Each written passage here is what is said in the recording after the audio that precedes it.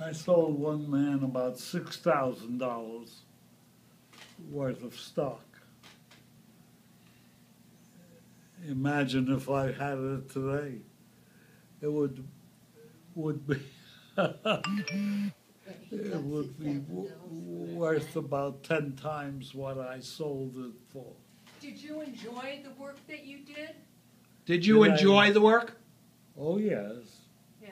I enjoyed the work. Boy, How many rings do you think you made settings for in all those no years? way. It's nonsense. Nonsensical question. How many rings a year would you guess? Yeah.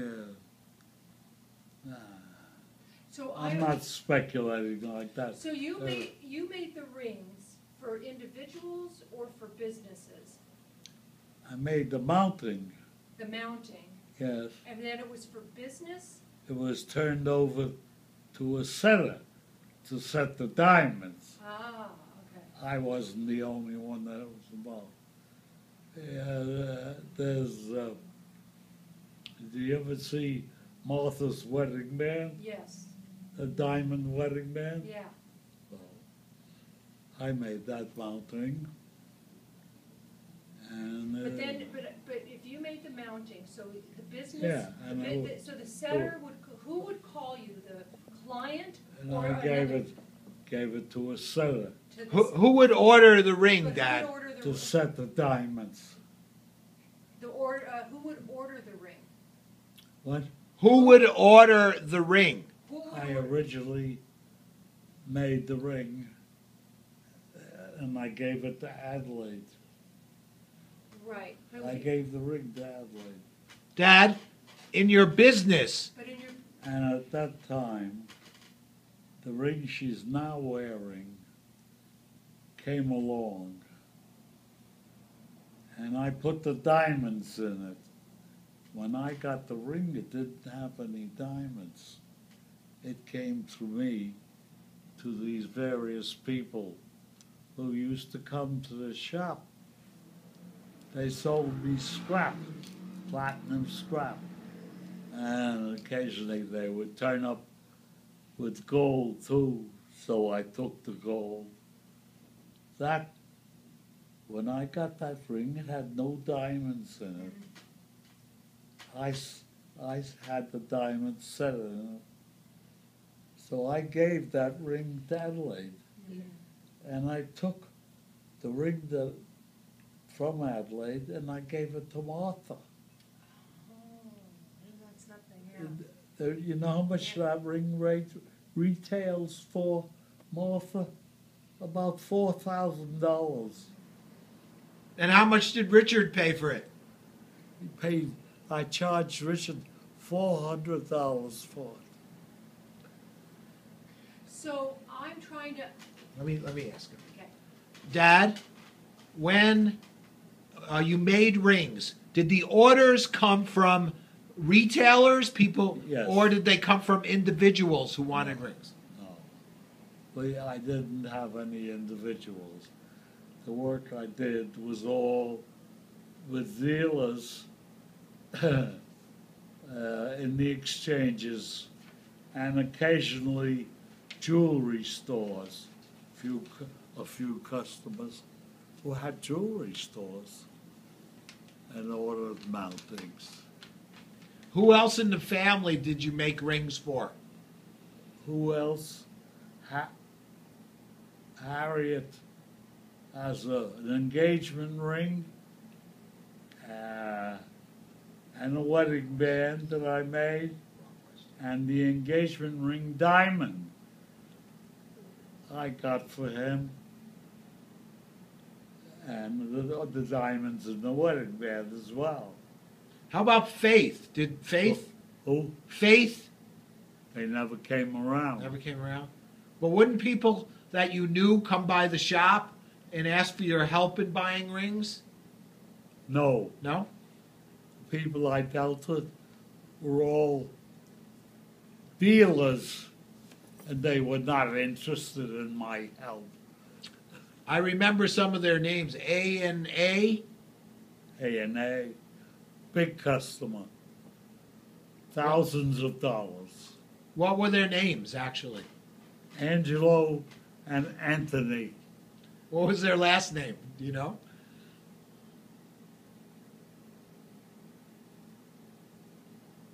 Yeah, I can't remember. We did a lot of business, thousands of dollars worth of business. When did the Uptown Exchange open? The 47th Street Jewelry Exchange? When did that open? When did that start? When? Oh, it goes back quite a while. Goes back quite a while. Long before my time. But the main business area when I was a kid was downtown. Well, I did a lot of business uptown. Right. I had some very good customers uptown, which I also did thousands of dollars worth of business. Did you sign all the settings, or not? You know, no, the thing I would talk about the other way is this business with sales tax. That the people, my customers, the dealers, would get involved in these deals. The customer would come in, and you know, there were deals. Some of these things, $2,000, $3,000. There a lot of money involved. The sales tax was substantial. So the customer would say, I don't want to pay sales tax. So the dealer would say, don't worry, I won't charge you sales tax. See? And of course, the transaction was made. The dealer was lying. He charged sales tax. And he took the sales tax and he put it in his pocket. See? That was the problem. Now, and it came to me, he would say to me, that ring you sold me, I want to put on memorandum and not on charge. So when the ring was put on memorandum, it disappeared. It never appeared. The reason that ring was put on memorandum was if that sale showed up in the dealer's books, the federal government or the city government said, where's the sales tax?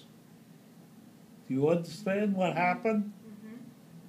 Now, sometimes the dealer would come around and say to me, the ring that I told you to put on memorandum, I want you to put on charge, because I'm going to put it on charge and I'm going to pay the sales tax.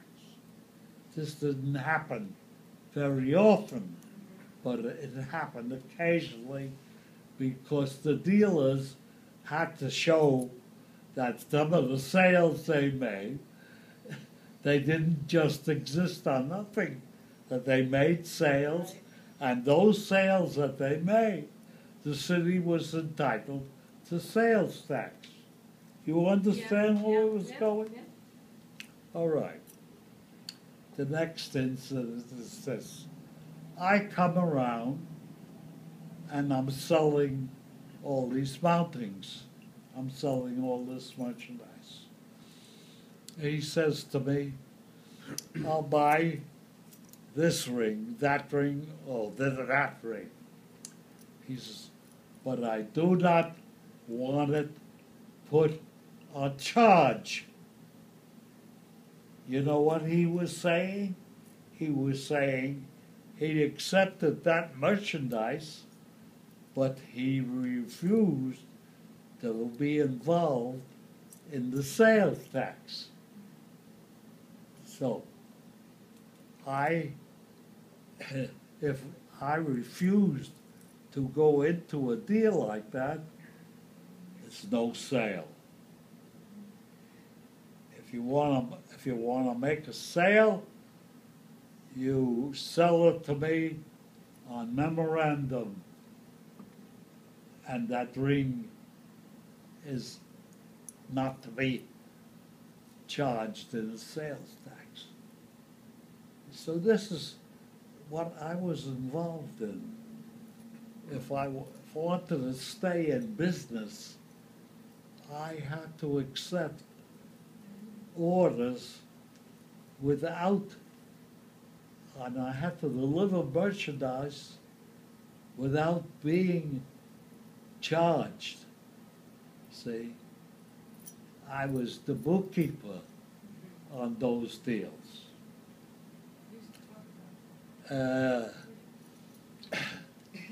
These things, yeah, I kept the books. I was the bookkeeper. You know, cockamamie sort of way. I filled out the returns at the end of the year. And I filled out an honest return as far as I was concerned. I paid Uncle Sam what Uncle Sam was due. And this situation went on for many, many years. I took care of everything. One fine day, I get a letter from the Internal Revenue saying that next month they're sending down an auditor to audit my taxes.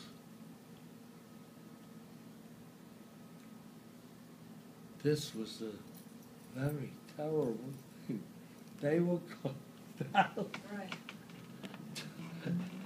to order my cockamamie taxes.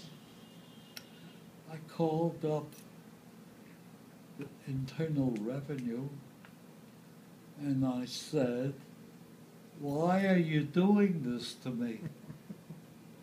What did I do wrong?"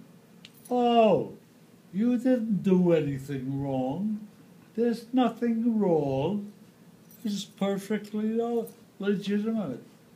We just picked your name at random."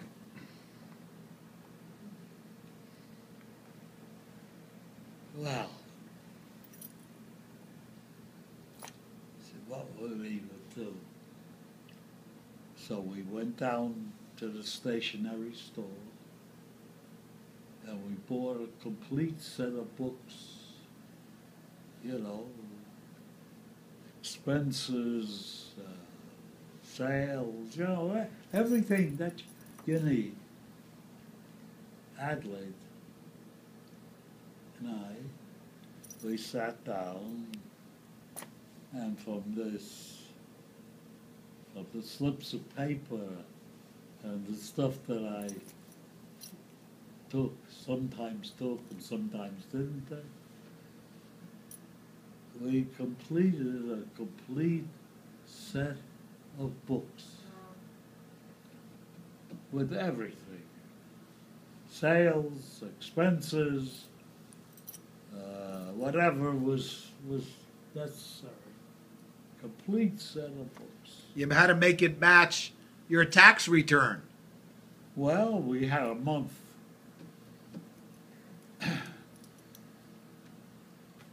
One fine day, the audit from Internal Revenue shows up. It was light skinned, must have been, you know, West Indian or something like that. Comes to the shop. sit him down at the desk, and we give him this set of books. You can imagine how we felt, you You know, were nervous. nervous. She says nervous. Shitting in your pants. So he's sitting at the desk, and he's going through these books. Worked at it for a while. Finally, he gets through. He says everything's okay. He says, but there's one particular item you failed to fill out. I don't know what the hell was it he mentioned. And because you failed to fill that out, the penalty is $150. So I says, just a minute. I sat right down, opened up the checkbook. I says, I'll pay the penalty right now. Is that okay? Okay. So, takes the check and he walks out. Boy, what did we do? We went out to dinner, bought theater tickets, Champagne. champagne.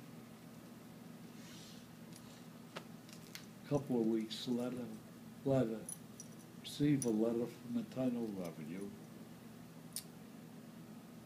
He says the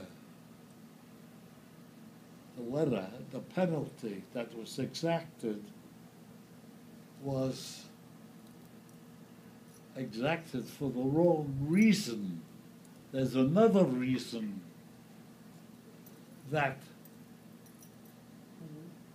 we found that was a failure, and the penalty on that was $150, and we're taking the $150 check and applying it to that particular.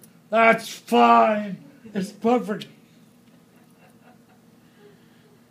Perfectly all right. Perfectly all right to me. Were you, I guess you and your brothers weren't aware of any of this? Oh, I was living in Brooklyn. You You remember could this? cut the tension in the house with a knife. Yeah, I was there. It was when I was. What year was that, Dad?